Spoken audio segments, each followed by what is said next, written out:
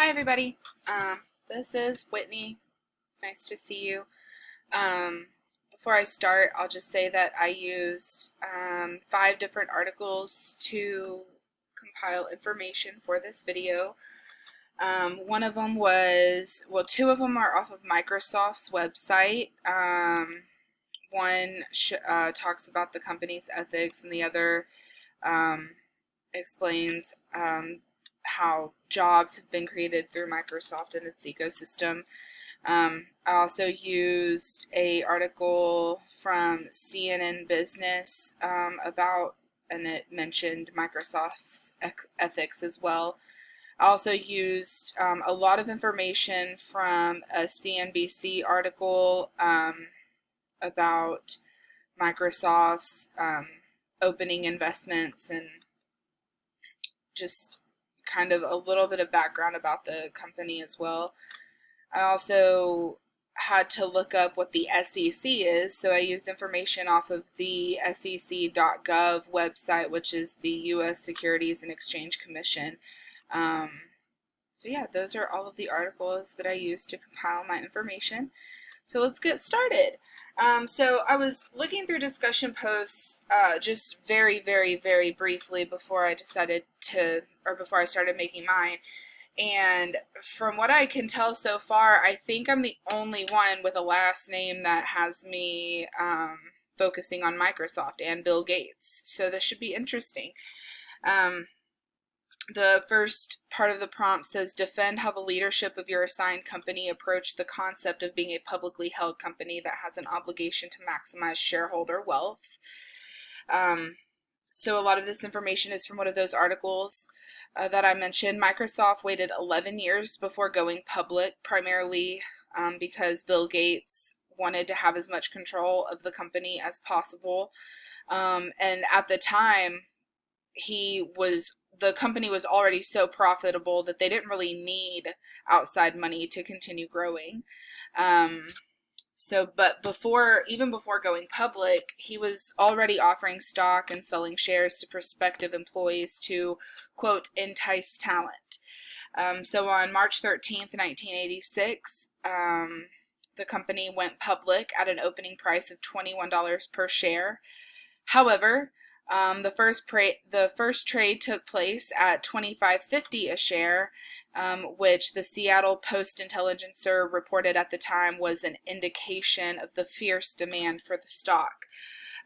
So Gates finally decided to go public because it would, quote, create a much wider, more liquid market for the company's shares. The next part of the prompt is determine the long-term goals your assigned leader projected to the public. The company's chief operating officer at the time, John A. Shirley, projected that by 1987, enough people would hold Microsoft stock that the company would be forced to register with the SEC, which is the organization that I had to look up and find out what it was. And it is a government organization formally titled U.S. Securities and Exchange Commission, which is created to protect investors, maintain fair, orderly, and efficient markets, and facilitate capital formation. While a lot of that is honestly a bit over my head, what I take away from that information is that Microsoft shares were projected to be extremely profitable over time, which I am sure is why on opening day they were sold at $4.50 more than the asking price, and the total shares sold were a 500,000 more than initially offered. These projections were correct, as the article also stated that a $1,000 share bought in March of 1986 would be worth more than $1.6 million today. So they open it up to be more profitable and to allow others to be more profitable, and it very clearly paid off. The next part of the prompt is discuss the ethics of your assigned company's business practices. So I decided to just read the opening statement on Microsoft's ethics page. It says, Microsoft's commitment to corporate responsibility and integrity guides everything we do as a company and defines the work of our ethics and compliance program. We have high ethical standards governing the way we conduct our business, standards that we also apply to our suppliers and business partners. Our business practices and standards reflect our commitment to making a positive impact around the globe. We demand such high standards from ourselves and our partners to preserve trust with our customers, governments, investors, partners, representatives, and each other, and because it is the right thing to do. An article from CNN Business in 2019 states that Microsoft was voted the most ethical company by Americans for a second year in a row. It's also well known that Bill Gates is quite the philanthropist, which I think also speaks to his commitment to good morals and ethics. I personally think that just based on what I've read, it really appears that the company's ethics have been built on practices of honesty and integrity, and as the ending statement of their opening paragraph on their ethics page says, because it's just the right thing to do. And so I think a lot of the times it really is that simple. Just do the right thing. The next part of the assignment or the prompt was describe how your assigned leader judged their actions. I wasn't exactly sure how to answer this just because I had trouble finding information about it online, and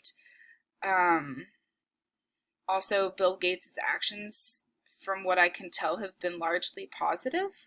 I mean, obviously he's not perfect, nobody is, but there's nothing that suggests that there was anything to be overtly harsh about or anything like that.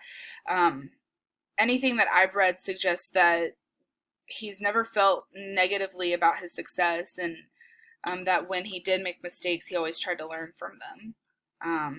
So it's really kind of the best answer that I could come up with. If there's more information or a better way for me to answer that, please feel free to let me know. Lastly, evaluate how society benefited from their decisions and why. I obviously mentioned Bill Gates' philanthropy before. He is known for using his immense wealth for good. He became the richest man alive at the age of 39, which is insane, and obviously could have had very adverse effects, but he's been smart and generous with his money. And as of 2018, he and his wife have donated more than $36 billion to charitable causes. And in 2018, him and his wife, Melinda Gates, were named the most generous philanthropists in the United States. Beyond that, Microsoft currently employs 163,000 people, 60% of which are in the U.S., and that is as of 2019. Over time, Microsoft and its ecosystem, so its partners, vendors, other people that it practices business with, over time has employed millions upon millions upon millions of people. So I think that between the technology and innovation of the company, the philanthropy, and the sound business ethics, Bill Gates and Microsoft have deeply impacted the world, largely for the better. Yeah, so I think that's it. Thank you.